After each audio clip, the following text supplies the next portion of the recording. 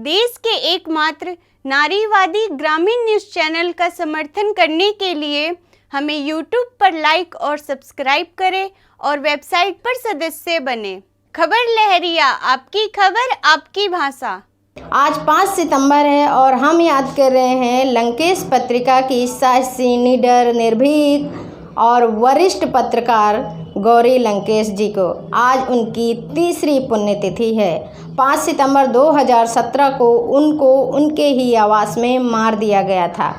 आज उनको हम भावभीनी श्रद्धांजलि अर्पित करते हैं। उनको समर्पित हमने एक स्टोरी भी कवरेज की, जिसका मुख्य उद्देश्य है कि पत्रकारिता और लोकतंत्र के चौथे स्तंभ का लगातार हनन होता जा रहा है, जिसमें कि आप देख रहे हैं कि आए दिन पत्रकारों के साथ दुर्व्यवहार, मारपीट और हत्या जैसे के मामले अखबारों की सुर्खियां बनते रहते हैं। जहां एक तरफ देश और राज्य की सरकार ये अपील करती है कि पत्रकारों के साथ दुर्व्यवहार ना किया जाए, तो वहीं पर उत्तर प्रदेश के डिप्टी सीएम केशव प्रसाद मौर्य खुलेआम पत्रकारों को पत्रकारिता छोड़ नेतागिरी करने को कह करके जलील किया जाता है। ये कैसा लोकतंत्र है? कितने सालों से हैं आप पत्रकारिता क्षेत्र में? मैं लगभग दीदी 7 साल से पत्रकारिता कर रहा हूँ। 7 सालों में सबसे ज़्यादा और सबसे बड़ी घटना कब आपको असुरक्षा की महसूस हुई? लगभग 4 साल पहले गौरी गला गांव में एक नंगा नाच हुआ था साधु भेषधारी बाबा के द्वारा। उसने अपने लिंग में बेलपत्री चढ़वाई थी, उसकी खबर मैंने कवरेज की। तभी से मेरी एक सोनू गुप्ता माफिया हैं, जो सुमेरपुर व गौरी कला में दर्जनों मुकदमे दर्ज हैं। सुमेरपुर में उसके पिताजी के खिलाफ 10 मुकदमे दर्ज हैं, गैंगस्टर, खसेरी अधिनियम, बालू में और अन्य मुकदमे कई हैं उनके पास। उसके लड़के के पास 6 मुकदमे हैं। जसपुरा थाने में कई मुकदमे। जब भी मैंने उनकी खबर चलाई है 2017 में, तभी मेरे ऊपर तुरंत जो हर्जनेट का मुकदमा दर्ज करवा दिया गया।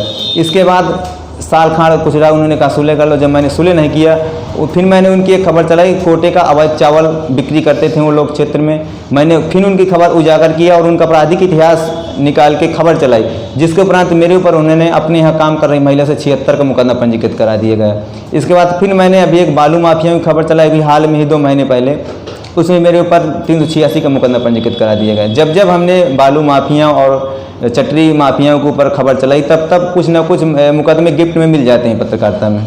जो सदर थे सदर के राघवेंद्र सिंह जी, उन्होंने मेरा आपराधिक इतिहास वायरल किया कई ग्रुपों में। ये क्या तरीका है पुलिस का? क्या समझा जाए कि पुलिस माफियाओं से मिली हुई है? भाई एक आम आदमी नहीं आपराधिक इतिहास वायरल कर सकता। एक सीओ राघवेंद्र सिंह के द्वारा कई ग्रुपों में आपराधिक इतिहास वायरल किया गया, जिसकी स्क्रीनशॉट भी मेरे पास है। का मतलब कि लोग बालू माफियाओं से मिलकर मेरे पर मुकदमा पंजीकृत करा दिया। इसके बाद मेरा आपराधिक इतिहास हर जगह वायरल किया। उसके बाद मैंने अमरन अनशन किया, सब लोगों को सूचना दी। मुझे सीओ सदर सिटी ने आश्वासन देकर उठा दिया गया कि आपके साथ परेशान न हुए, जो भी लोग हैं आपके खिलाफ मारपीट किए उनके खिलाफ कार्रवाई, लेकिन आज तक कुछ नहीं हुआ और वो लोग उल्टा हाई कोर्ट चले गए। तो इस तरह में क्या पत्रकारों को महसूस करें? अभी पत्रकारों की हत्या की जा रही है, किसी को फर्जी केसों में फंसाया जा रहा है। पत्रकार सुरक्षित नहीं है इस सरकार में। जो लोकतंत्र का चौथा स्तंभ, क्या आप अपने को मानते हैं पत्रकार होने के नाते? देखिए, लोकतंत्र का चौथा स्तंभ कहने को तो एक बहुत बड़ी चीज है, जिसमें देश में बहुत बड़ा न्यायपालिका से लेकर के हर एक चीजों में इसकी बहुत बड़ा योगदान होता है। लेकिन इस समय की पत्रकारिता 2 हिस्सों में बट गई है। एक तो कमजोरों की पत्रकारिता है और दूसरी पत्रकारिता है बड़े लोगों का। कमजोर में हमारे जैसे क्षेत्रीय पत्रकार आते हैं, जिसके जीवन का कोई भी सुरक्षा नहीं है। इनको कोई भी राह चलते गाली गलौज कर लेगा, खबर लिखेंगे, कोई भी माफिया गुंडा धमका देता है और अधिकारियों को, आला अधिकारियों को शिकायत करने के बाद भी उन पर कार्रवाई नहीं होती, जिसके चलते मनोबल बढ़ जाते हैं इनके और विरोध इस तरह से झेलना पड़ता है। कभी कभी पत्रकार अपना जान दे करके इसकी कीमत चुकाता है। इस समय का पत्रकारिता जो है, बड़े लोगों की मीडिया जो है वो स्थायी लोग हैं। ये हमेशा सरकार की पक्ष में बोलते रहते हैं इनकी वाहवाही लेने के लिए, किंतु सच पूछा जाए तो पत्रकारिता उसे ही कहना चाहिए जो सरकारों की कमियों को, समाज की कमियों को उजागर करे।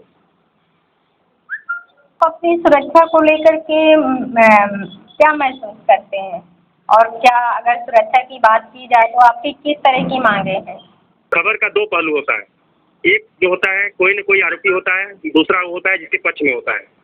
तो हम रोज 3, 4, 5 खबरें कर रहे हैं तो हमारे रोज 5 जो विरोधी बन रहे हैं, और ऐसे लोग हमेशा टारगेट के निशाने पे लिए रहते हैं कि इनका अहित करें, नुकसान करें, दंडित करें।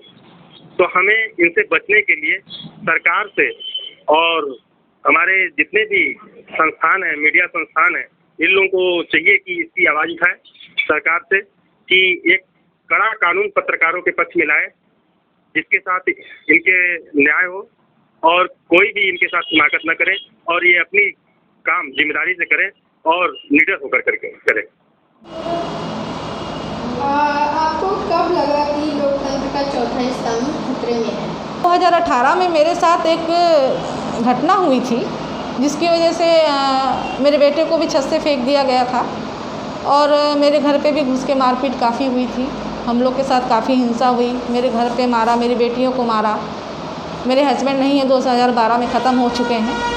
तो इस तरह से ये हुआ कि अब फिर मैं सब जगह दौड़ी, थाना गई, कोतवाली गई, पुलिस गई, सब जगह गई, कोई सुनवाई नहीं, कोई रिपोर्ट नहीं, कुछ नहीं। हम रात भर कोतवाली में हम लोग बैठे रहे। कहीं न कहीं कुछ पत्रकार भाइयों ने की मदद मेरी कि चलिए आते हैं, कुछ मदद करते हैं, ऐसा वैसा।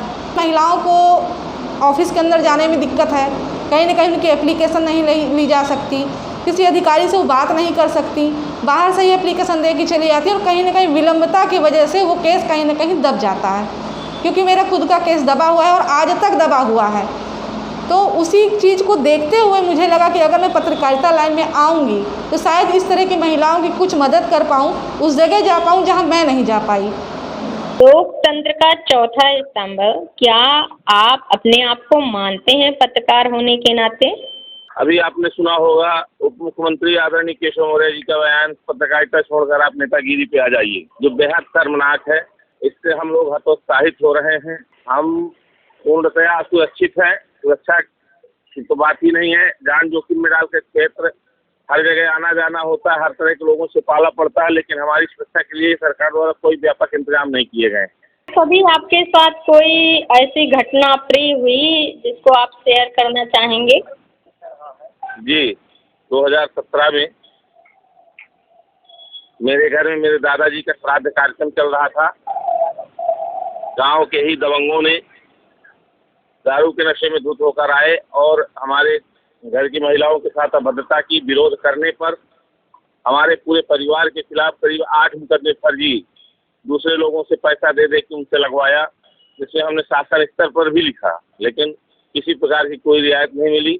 हमने उसका मुकदमा लिखवाया, उसमें तो विशेष कुछ नहीं हुआ, लेकिन उन लोगों ने हमको दबाने के लिए कि ये मामला दबा दें, हरिजनों से SC ST और 354 ऐसे तमाम धाराएं दर्ज करवाई। इसके बावजूद पिताजी को जला दिया, हाथ तोड़ दिया, छोटे भाई का हाथ तोड़ दिया, तमाम घटनाएं की, लेकिन हमें किसी प्रकार की मदद शासन द्वारा नहीं मिली, सरकार द्वारा।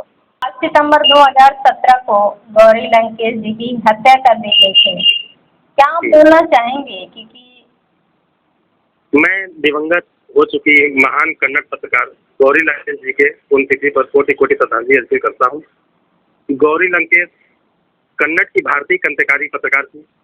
वह बेंगलोर से निकलने वाली कन्नड़ साप्ताहिक पत्रिका लंकेश में संपादिका के रूप में कार्यरत रही। पिता पी लंकेश की लंकेश पत्रिका के साथ ही वे साप्ताहिक गौरी लंकेश पत्रिका भी निकालती थी। 5 सितंबर 2017 को बेंगलोर के राजेश्वरी नगर में उनके घर पर अज्ञात बंदूकधारियों ने गोली मारकर उनकी हत्या कर दी। इसका पूरा देश भर में विरोध हुआ था। पत्रकार सड़कों पे आए, किंतु उनकी शिनाख्त अभी नहीं हो सकी। इस तरह से नरेंद्र दाभोलकर, गोविंद पानसरे, MM कलबुर्गी जैसे दक्षिण पंथ के आलोचक भारतीय पत्रकारों और लेखकों के वर्ग में शामिल हो गई, जिसके बाद उनकी हत्या कर दी गई, जो देश के लिए बहुत बड़ा सबक बना। बस मैं यही कहना चाहूँगा कि उनसे प्रेरणा लेकर के लोगों को सीख लेना चाहिए कि हमें किसी भी तलवार से, बंदूक से, किसी भी आपराधिक तत्वों से नहीं डरना है। हमें अटल रहना है अपने लेखनी को हमेशा सुदृढ़ रखना है ताकि हम समाज और सिस्टम को आईना दिखा सकें।